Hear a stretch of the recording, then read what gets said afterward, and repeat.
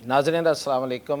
रमज़ान मुबारक शुरू होने वाला है और उस रमज़ान मुबारक के चाँद की रुयत, उसको देखने का जो अमल है वो आज से शुरू हो गया।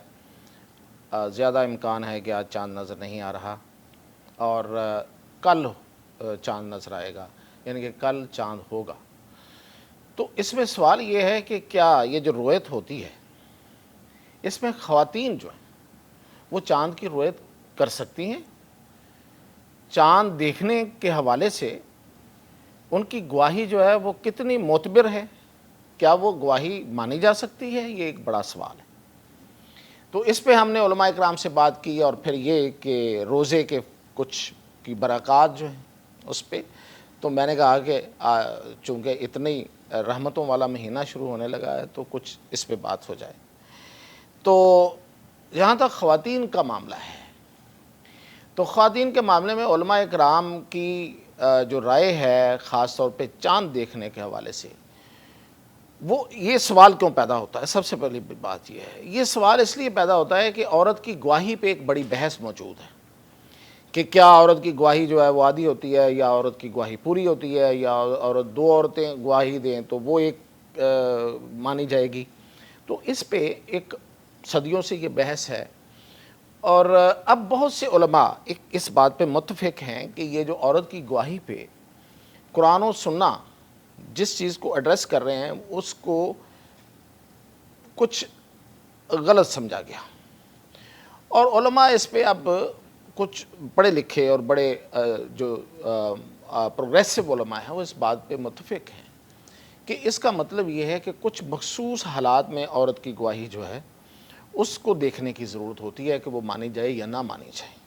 नोयत है किसी भी चीज़ की, किसी भी वाक़या की, अदरवाइज़ ये जो बिल्कुल समझा जाता है कि औरत की गवाही जो है उसको तस्लीम ही नहीं किया जाएगा या वो आधी तस्लीम की जाएगी, ये ठीक नहीं है।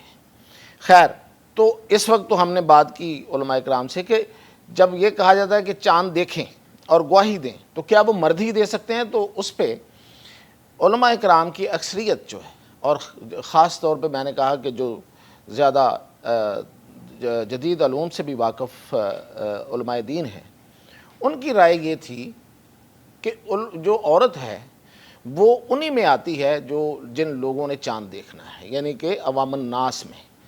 और उसके हक़ में उनकी दलील ये थी कि देखें, औरत की गवाही की जहाँ तक बात है तो हज़रत आयशा रज़ी अल्लाह ताला अन्हा उम्मुल मोमिनीन, उनसे 2000 से ज़ायद अहादीस मरवी हैं और उनमें रुयत हिलाल की हदीस भी है।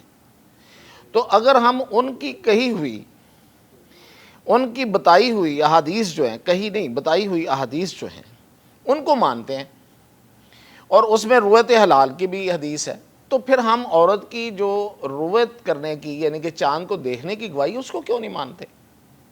वज़न है इसमें।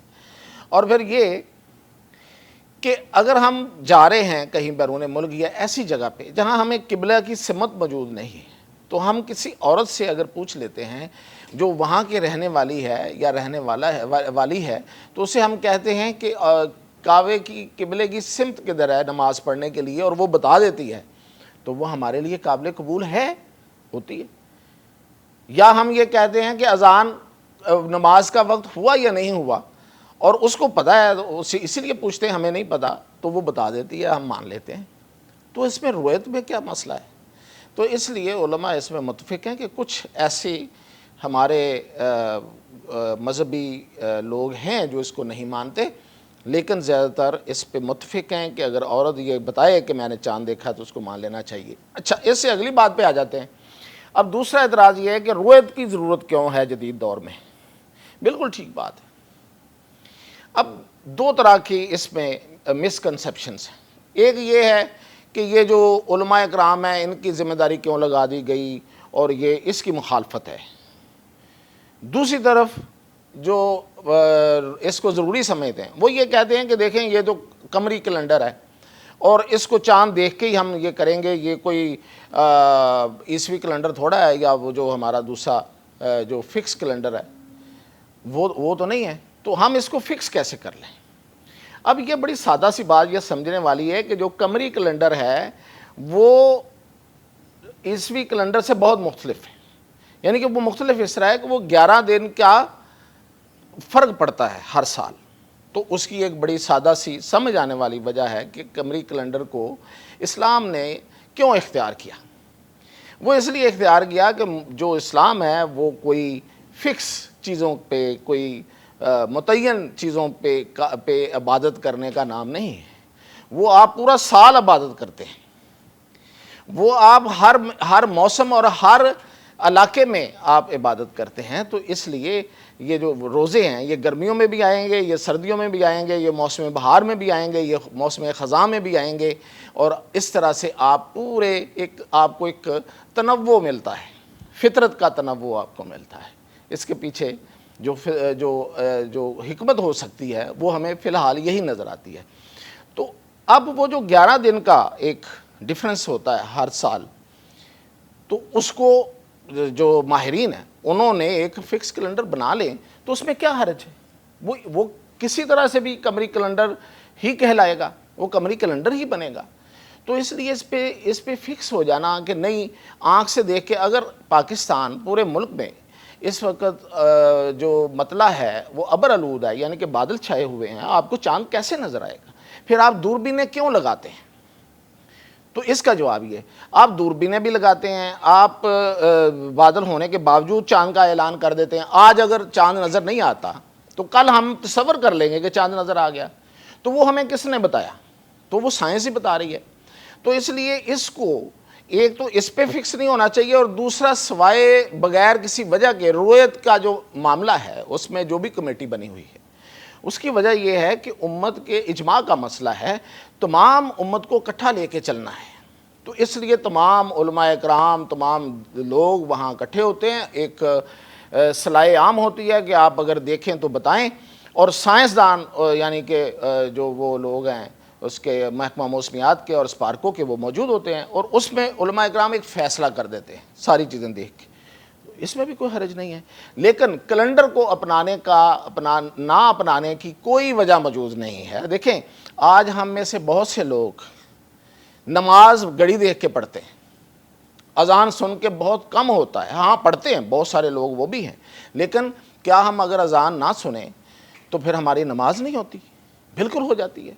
تو اسی طرح کیلنڈر جو فکس ہے، اگر ہم آنکھ سے رؤیت نہیں کر پا رہے تو فکس کیلنڈر جو ہے وہ بھی ماہرین بناتے ہیں، اور ان کے پاس ظاہر ہے کہ اس کی ریزننگ ہے، اور وہ ہمارے جنہیں ہم علماء دین کہتے ہیں اس پہ متفق ہو جائیں، تو یہ دونوں چیزیں ساتھ ساتھ چلیں، وہ بھی رؤیت کریں اور وہ بھی اس پہ جو ماہرین ہیں ان کی رائے جو ہے وہ بھی شامل ہو۔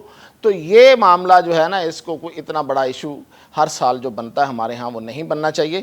دوسرا، میں نے کچھ علماء سے فضائل کی بات کی، برکات کی بات کی، تو ایک بڑی لائٹر سی چیز ملی، میں نے کہا آپ کے گوش گزار کر دوں کہ اگر آپ کسی خاص عادت میں مبتلا ہیں، عادت سے مراد یہ ہے کہ آپ چائے زیادہ پیتے ہیں، آپ کو چائے، سگریٹ بہت پیتے ہیں آپ، یا آپ کو بڑی کریونگ ہوتی ہے کہ آپ نے ہر وقت جو ہے نا، ہر روزانہ جو ہے وہ کوئی نہ کوئی جنک فوڈ کھانا ہے، لیکن اب آپ کو احساس ہے کہ آپ کے لیے اچھا نہیں ہے اور آپ کو اس سے نکلنا ہے، تو روزہ بہت مفید چیز ہے، اس کے لیے بڑی رحمت ہے اس میں کہ آپ اپنی سگریٹ سے جان چھڑا سکتے ہیں، جتنے بڑے آپ چین اسموکر ہیں کم ہو جائیں گے۔